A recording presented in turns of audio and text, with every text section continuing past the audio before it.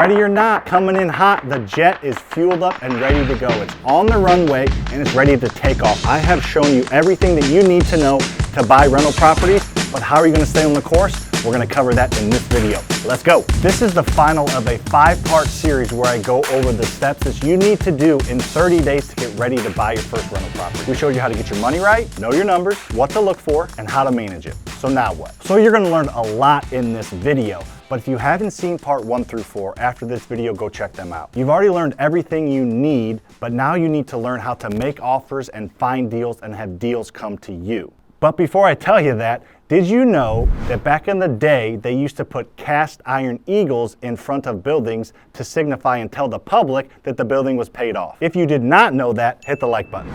So everybody comes from somewhere different. Some people have analysis paralysis. Some people just offer on everything, but they don't know their numbers. No matter where you are in the spectrum, in this video, we're going to help you get over that analysis paralysis and make really good offers on really good properties. When I got started, I did not have the analysis paralysis issue. I put offers on a lot of properties. I knew my numbers, but I was just offering on everything and I didn't really have a focus or a center or a core focus like we've talked about in this series about what houses to offer on. So let's figure out where you are, whether you need some more help analyzing or you need to go and find deals. We're going to do both in this video. A lot of people want everything to be perfect before they make their first offer.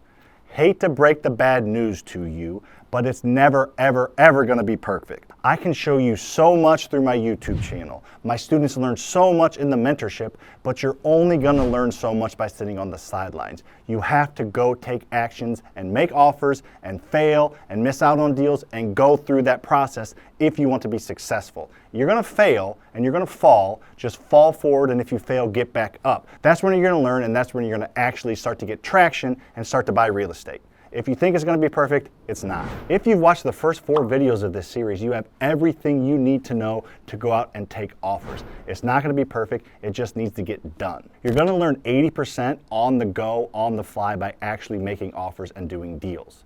In my opinion, it's way worse to sit on the sidelines and let deals pass you by and never get started than to get started and fail a little bit. Because guess what? You're gonna fail. The more you fail, the closer you are to succeeding. So if you're gonna fail, just fail the right way. If you're gonna fall, just fall forward. Just continue to get up and take action and you will be successful. I can pretty much guarantee it. The people that have been doing this for a while and that are successful have deals coming to them. Sometimes they have more deals than they know what to do with, but that's not realistic at first. At first, you're gonna have to strap up your boots and go find deals yourself. Here are some ways you can go out and find your own deal. My favorite is going to local meetups. You gotta get in your car, you gotta drive there, you gotta go meet people and get out. You can't just sit behind a keyboard or behind your phone.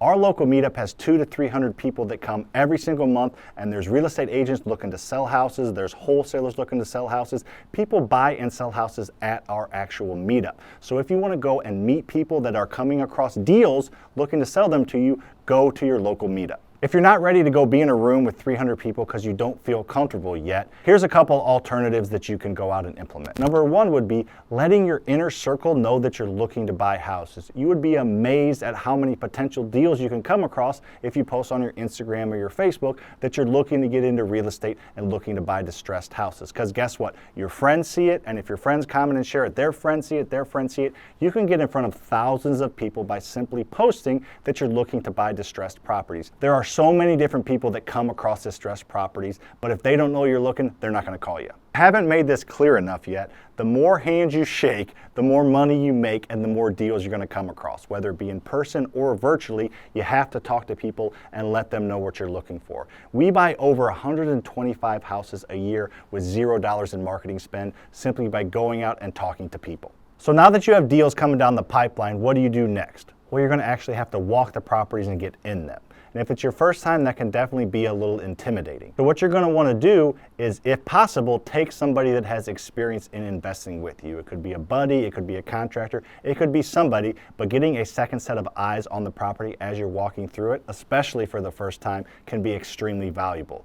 If you can't do that, that's okay. Just take a ton of pictures. I'm talking 100, 200 photos, take some videos, get every square inch of that property documented. So at that point, you can go back and look at it when you have some more time on your hands and look at what it's actually gonna need. You're probably not, I would suggest not, making an offer on the property on the spot on your very first walkthrough. You gotta get a comfortability level first. So document as much as you can, look at it yourself later, and then also if you can't bring a contractor or an experienced investor with you on the actual walkthrough, hopefully you can email them or send them the pictures and photos or meet at a coffee house and look through them, and you guys can look at it together. The more eyeballs, the better, especially at first. At this point, you have to make offers. You've walked the property, you've done your research, you're not gonna get a deal unless you make offers. If you're not willing to make an offer, you're just sitting, watching, and wasting everybody's time. I promise that it's not going to be the worst offer they've ever gotten. And you don't know where they're sitting on the property. They may have a ton of room and you may be their last ditch effort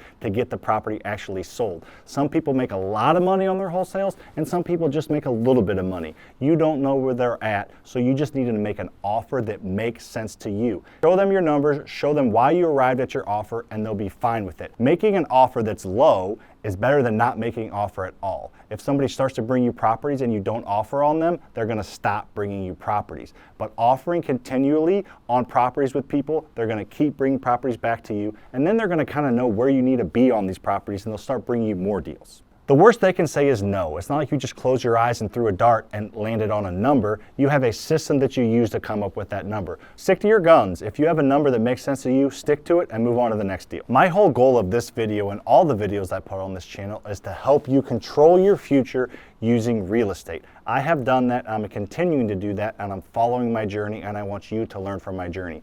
I even have a free training that I'll send you. If you message me on Instagram, I'm the one that responds. I don't have anybody else responding, and I can send you that free training and maybe even answer a couple questions. I'm here to help you control your future using real estate. If you haven't seen any of the other videos in this series, check out this playlist above, check out my channel, check out the platform, subscribe if you like what you see. See you on the next one.